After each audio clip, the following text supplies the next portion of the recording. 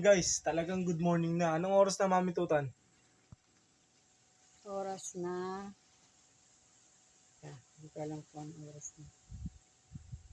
Uy. 3:55. Kita mo? Isipin nyo guys, 3:55 na ng umaga. Ngayon na tayo nakauwi. Meron ditong natulog sa labas. Si Dida. Babae po siya, anak siya ni Ogie. Kaya may palatandaan tayo si Dida yan. Meron siyang white feather na isa. Hindi siya pwedeng ilaro sa off color. Blue bar pa rin siya. Ang off color guys, 8 feathers na itim o kaya 8 feathers na puti. Yan. Pasukin mo na. Dito na muna siya, hindi na ako makakakyat. Pagod na. Dito na muna siya Taas pala yan. sa siya tinitraining natin siya sa taas. Ito naman, ang ibon natin dito bilang pag-check at updating. Ayan. Kukunti na sila ngayon. Ngayon si Hayden nagkakamot. Kukunti na sila ngayon. Ay, hindi mo napainom ng gamot. Oo. Siguro, Tom. Para Pero kasabay parang na. okay na. Oo. Na-relax na siya. Kasi nilagyan natin siya ng electrolytes sa tubig. Ang electrolytes, maganda yan sa pang-recovery para sa mga naglulus na mineral sa kako. Ang ating ibon, yan, hindi nila naubos yung binigay natin na patuka sa kanila. Sobrang dami. Sobrang dami palang lagay. Pero, okay lang yan. At least, meron silang pansubo sa inakay. Hindi ko po alam ang sitwasyon dito sa pugad ni Pulanggi, sa pugad ni Jerica, at sa pugad ni Hayden, sa pugad ni Noble, sa pugad ni Sablon. 1, 2, 3, 4,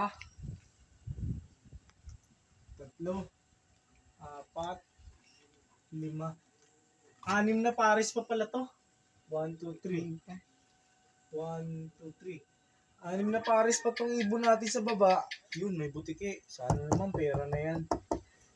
Ang 6 natin na pares, hindi ko sure kung mapipisa lahat. Pero sa tingin ko naman maganda ang mga itlog nila.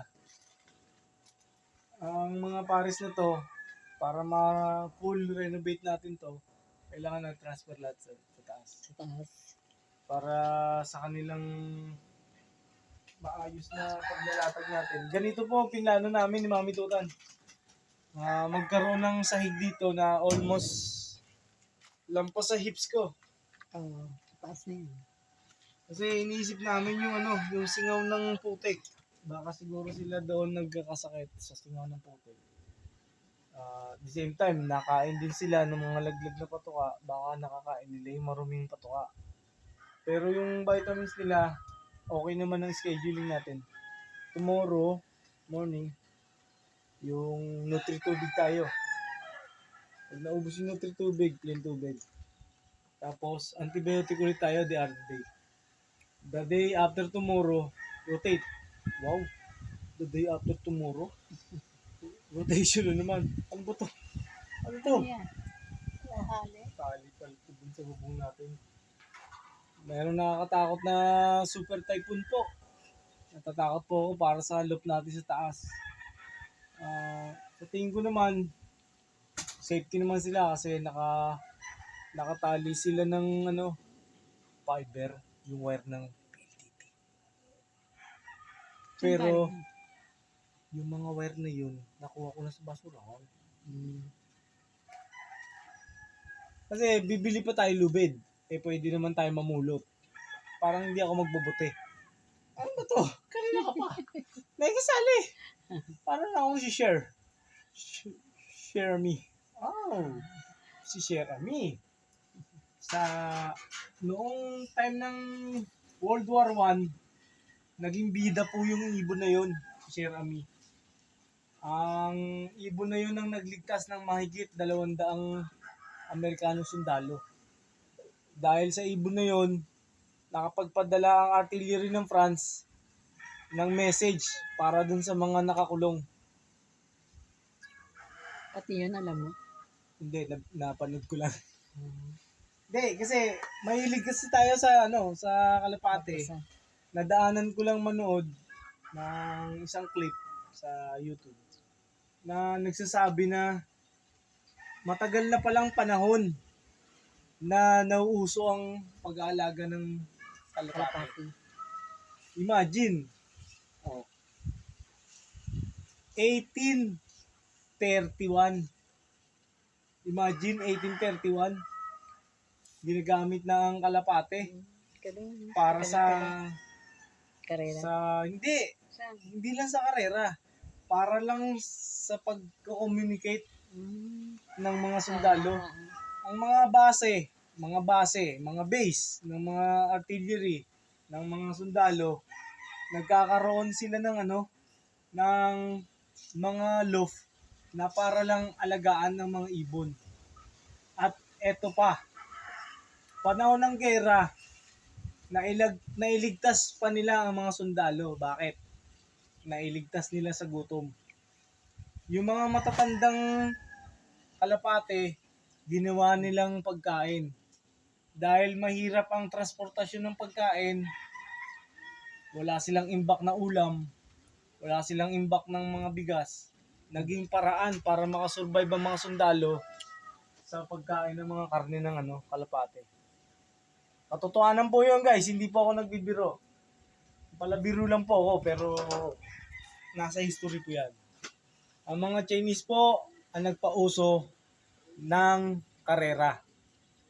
Pero naging popular sa buong mundo ang karera sa Netherlands. Oh, Talaga. Kuya Kim, ikaw ba yan? Hindi ako si Kuya Kim. Ako si Daddy Tutan. At nagsasabi sa inyo ng grind lang everyday. Maniwala kayo sa akin. Napakahirap maging isang fancier. Napakahirap na meron kang inaalagaan, na para bang meron kang alagang musmos, na kailangan mo silang tingnan. Kung po pwede ipaghihili natin eh. Para lang makuha natin ng kanilang loyalty, papakainin mo sila. Bibigyan mo vitamina. Parang sa bata, igagala mo. Tossing. O di ba? Para ka na lang may alagang bata. Dapat, daig ng marunong ang may alam. Dapat alam mo. Kuya Kim, ikaw ba yan? Eto tayo. Ang ating ibon, sadya po talagang ginawa natin to para sa kanila.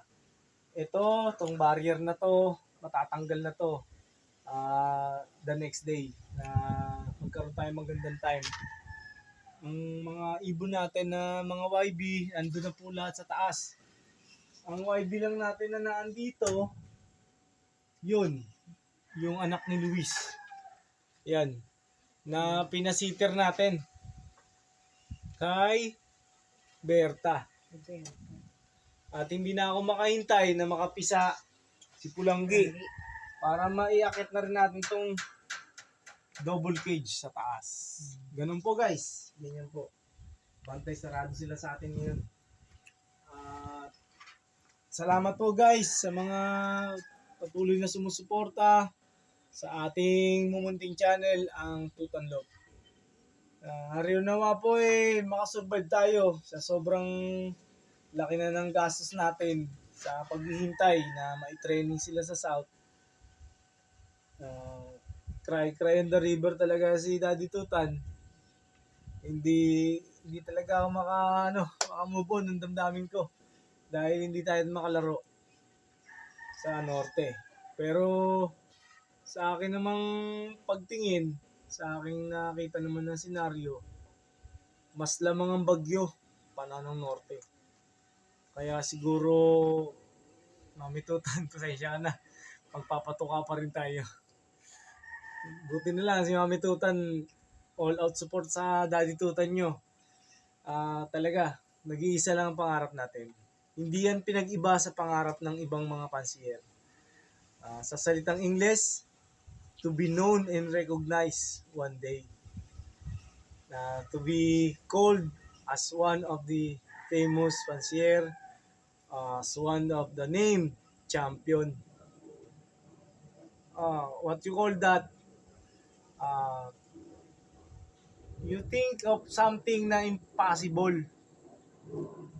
Let's make it simplest way. Kailangan natin magtagalog muna. Kasi nadugo na po ang ilong ko. Kasi po, pasensya na po kayo sa mga viewers nating Pilipino, kapwa ako Pilipino. Ako po isang Pilipino. Taas no kahit kanino. Ah, ako po ay isang Kabiteño. Anak po ako ng Bicolano at isang Bicolana. Hindi po pwedeng magsama ang isang Kabiteño at isang Bicolano. Hindi po pwedeng mag-asawa yon. Kasi pares po lalaki yun. Anyway, thank you guys. At panahon din para tayo magpahinga naman. Napakasungit po ng panahon kahit na marinig nyo yung samyo ng hangin. Malakas po. Mag-ingat po tayo mga kalapatids natin, mga biyahero, mga motorista. Mag-ingat po tayo. Napakalaking bagay po na ang buhay natin ay safety natin. Maging ang mga driver ng mga sasakyan natin, mga bus, mga Manila bus, provincial bus, mga tricycle man yan o jeepney. Napakalaking bagay po, nakasalalay po sa atin bilang mga driver ang kaligtasan ng ating mga pasahero. Yun po, nakakatakot po yung panahon, napakalakas po ng hangin. So far, meron tayong magandang nakita sa kanila na okay naman yung pwesto nila.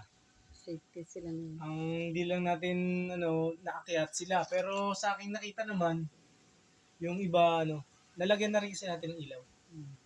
Yan po. Nangangarap lang din po tayo na isang araw. Magkaroon tayo ng one day.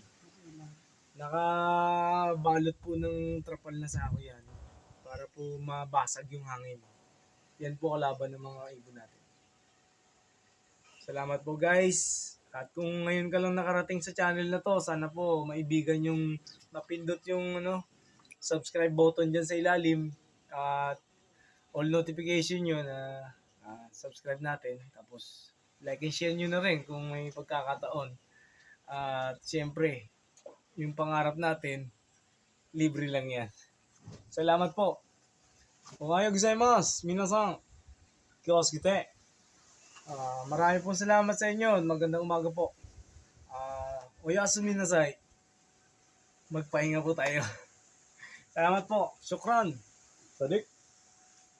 Kamsahamnida. Thank you.